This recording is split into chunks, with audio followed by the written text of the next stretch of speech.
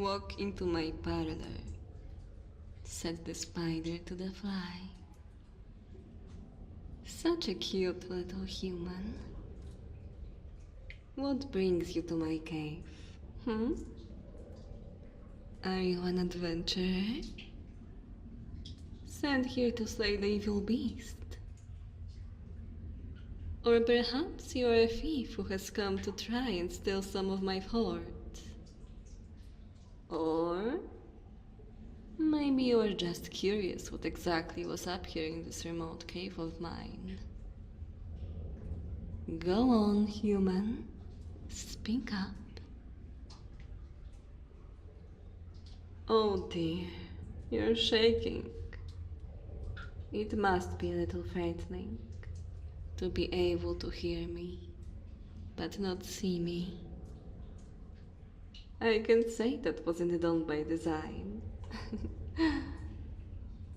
Would it make you more at ease if we were to speak face to face? Well, ready or not? Ta-da! You look shocked. Is something the matter? Ah, I see. You were expecting something more monstrous, weren't you? Well, I hope that this isn't a disappointment for you. But I can assure you that I am indeed the dragon who calls this cave home. You don't look convinced. I guess that's only fair. Well then, allow me to give you a demonstration. You may want to stand back.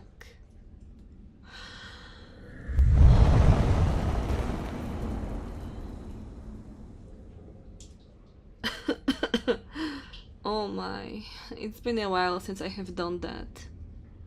I am a bit out of practice. Finally getting a picture, I see. As I said before, I am indeed a dragon. Oh, well, thank you. But you should know that charm spells won't work on dragons. We are naturally immune to most magic. I can understand, though, why you might be shocked or confused. After all, I presume all of the stories you were told about dragons said that we are terrifying monsters. A lot of tall tales told by weak adventurers. Well, it sounds much better than an adventurer was defeated by a giant monster that it would sound if they were beaten by a... How did you put it?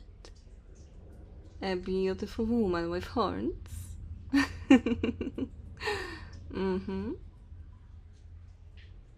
You still haven't told me what it is exactly that you have come here for, human. I see no weapon on you, so I assume you've not come to try and kill me. And you weren't nearly cautious enough to be a thief. Which must mean that you are one of the curious type. Might want to be careful. Curiosity killed the cat, as they say. The next cave you wander into might not have such a benevolent owner, such as myself. You aren't a wanderer? Well then, why are you here? Sacrifice? For what? Eat you? I'm not going to eat you. Why on earth would I do such a thing? Ah, you're from that village at the base of the mountain, aren't you? Your village chief visited me a little while ago. He mentioned something about appeasement, so I wouldn't destroy your village. He wouldn't drop it, so I told him to just give me a human from your village. Thinking about it, I guess I did say that I preferred handsome young males. Guess he must have told you that you were to be a sacrifice for me. Well, in that case, I have some good news, little human. You aren't a sacrifice. Well, not in the way that you thought you were. What I mean to say is, you aren't going to be my food. You're going to be my mate. I see by the way your mouth is hanging open that you are a little surprised. But you heard correctly. You are to be my mate. From now on, you're mine. I'll give you a quick rundown of your duties and then we can get started with getting you accustomed to your new life. I mean, you came up here thinking that you were about to be sacrificed to a giant beast who was going to tear you limb from limb in a gory show of gluttony. You really have to ask if you will ever return to your old life? Look, even if I wanted to let you go, I think that you are well past the point of no return. Think about it. Your village sent you up here as a sacrifice, an offering. A deal that in exchange for your life, the village gets to keep existing. If you went back home, what do you think would happen? Don't be silly. They would turn on you for dooming them all. I don't know that? Really? The immortal dragon who has seen countless human empires rise and fall doesn't know what happens when sacrifices don't get sacrificed. Okay. I'm sorry I got a little harsh there. I'm not trying to be cruel to you. Much the opposite, actually. I know it probably doesn't feel like it right now, but give it time, and I am sure that you will see this for the blessing it is. I know this is a lot to take in. Come on, follow me. I'll show you around. This is your home too now, after all.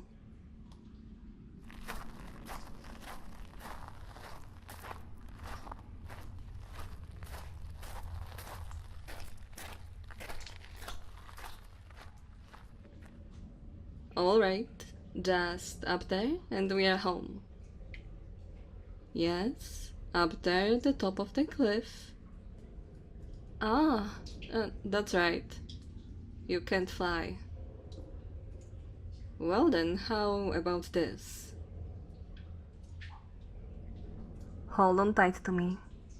Just mind your hands. You're turning red. How fun. But seriously, hold on tight. If I'll drop you, then you'll really be red. And liquid. Anyways, on the count of 3. 1, 2, 3. 3.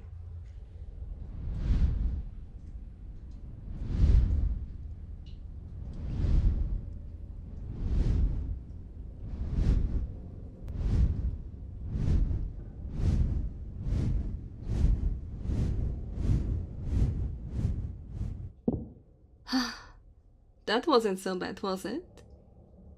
Though I take it that you aren't a fan of heights, considering you immediately hid your face in my chest once we came off the ground. Or perhaps you just saw an opportunity and took it. I'm kidding. Oh, you've gone red again. Do you do that a lot? Well, I don't mind it. Now then, allow me to present you to your new home. Well, yes.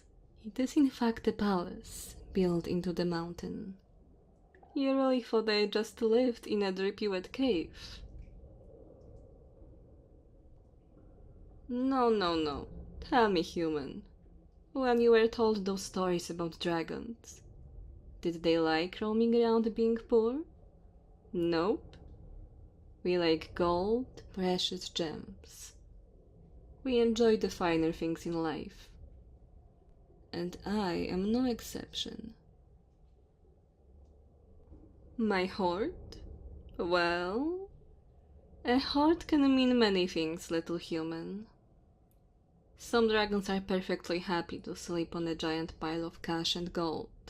And that's fine enough for them, I guess. I, however, prefer sleeping in a king-sized bed, under 10,000 count sheets made of dried silk, on a frame carved out of an ancient elven wood. Anyway, let's just go inside.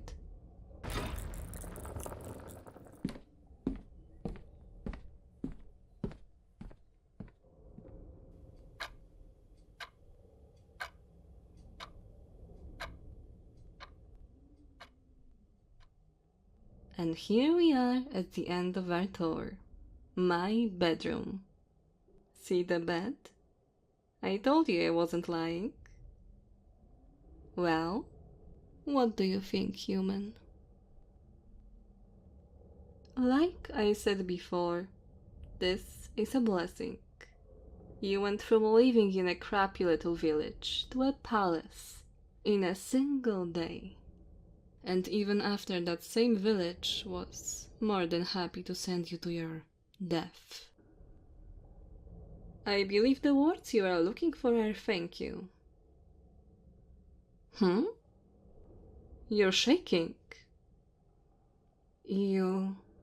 I didn't upset you again, did I? Oh dear.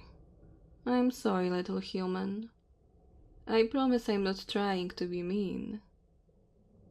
It's just been a long time since I have had company, and I guess my manners have faded over time. You aren't shaking because you are upset? Then what is it? Cold? Ah, I didn't even think about that. My fire keeps me always warm. But I guess even if you are in a lavish mansion, we are still in a cave after all. It is actually why I like this place so much. The cold feels good for me. But I guess it must be uncomfortable for you. In that case, how about this?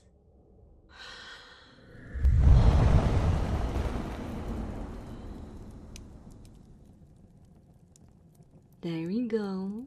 A nice big fire for you. Why do I have a fireplace in my bedroom if I like the cold so much? Well, to be honest, I just had it installed because I thought it looked cool. I guess it's a good thing I had it though, huh?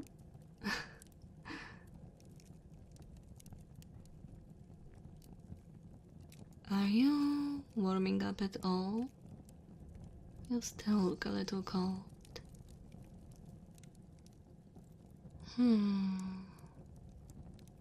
I think I have an idea. Come and sit here next to me on the bed. There. I told you. My fire keeps my body constantly warm.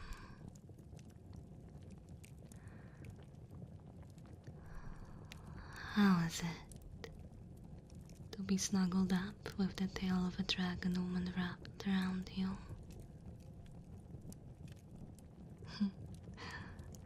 I am happy you approve. This feels nice to me as well. I forgot how nice it is to feel someone else's touch. And even though you're cold, your body has its own sort of warmth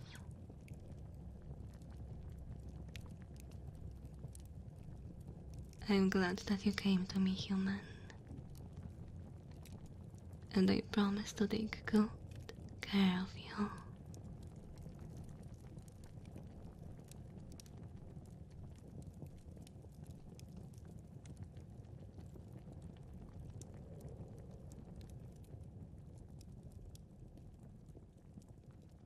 Thank you for listening.